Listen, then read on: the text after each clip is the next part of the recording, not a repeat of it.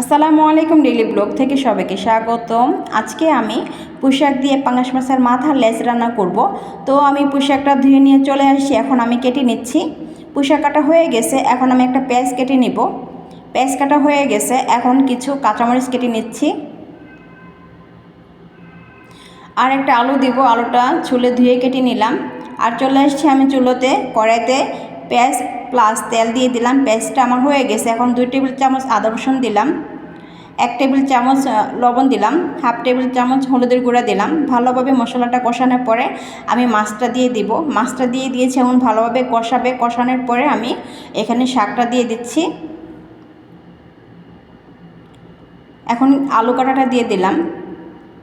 আলুটা ভালোভাবে কষানোর পরে এখন আমি ঢাকনা দিয়ে কিছুক্ষণ রেখে দিব। আর এখন আমি আবার নেড়ে দিচ্ছি। এখন 2 মগ পরিমাণ পানি দিয়ে দিব। পানি দেওয়ার পরে ঢাকনা দিয়ে দিয়েছিলাম, এখন আবার চলে আসছি, ঢাকনা উঠিয়ে নেড়ে দিলাম। তো আমার আজকে রান্নাটা কেমন হয়েছে জানাবেন, লাইক কমেন্ট শেয়ার ফলো দিবেন। আল্লাহ হাফিজ।